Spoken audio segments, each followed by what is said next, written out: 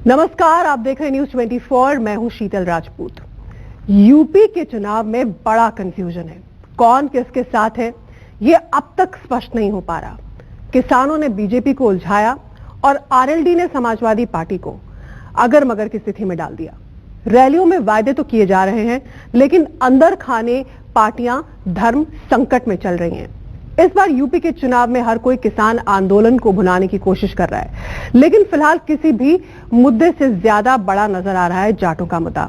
आखिर यूपी में सत्ता की लड़ाई क्यों और ज्यादा जटिल हो गई है, ये आपको अपनी इस एक्सक्लूसिव रिपोर्ट के जरिए बताते हैं।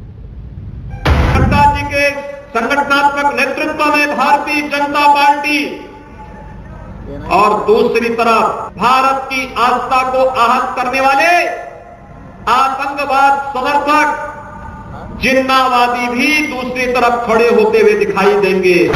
बीजेपी किसानों से जितनी दूर है, उतनी ही दूरियां बरकरार हैं समाजवादी पार्टी और आरएलडी के बीच। यूपी चुनाव सिर पर है, मगर पार्टियों में कंफ्यूजन की भरमार है।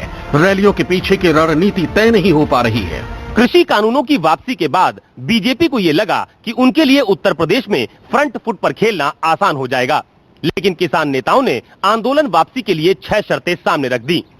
बीजेपी को इसके बाद अपनी रणनीति पर फिर से विचार करनी पड़ रहा है। खासतौर पर पश्चिमी उत्तर प्रदेश में बीजेपी को नए सिरे से माथापच्ची करनी पड़ेगी।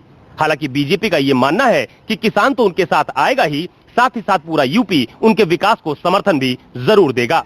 गोरखपुर में योगी आदित्यनाथ ने किसानों पर तो कुछ नहीं कहा, मगर राष्ट्रवाद और जिन्नावाद की बहस छेड़ दी। इस राज्य में विधानसभा का चुनाव क्यों नहीं आकर्षण का केंद्र बनेगा। एक तरफ भारत की आन बान और शान की रक्षा करने, भारत को दुनिया में समर्थ और सशक्त राष्ट्र के रूप में स्थापित करने वाले प्रधानमंत्री नरेंद्र मोदी जी के नेतृत्व में, माननीय श्री जगत प्रकाश नड्डा जी के संगठनात्मक नेतृत्व में भारतीय जनता पार्टी और दूसरी तरफ भारत की आस्था को आहत करने वाले आतंकवाद समर्थक जिन्नावादी भी दूसरी तरफ खड़े होते हुए दिखाई देंगे। श्रीमती प्रियंका गांधी जी की औपचारिक मुलाकात माननीय जयंत चौधरी जी से हुई है। इसका राष्ट्रीय लोकदल और समाजवादी पार्टी के गठबंधन से कोई लेना देना नहीं है। समाजवादी पार्टी और राष्ट्रीय लोकदल का गठबंधन करीब करीब पहले से ही सब फाइनल हो चुका है। के मुताबिक आरएलडी गठबंधन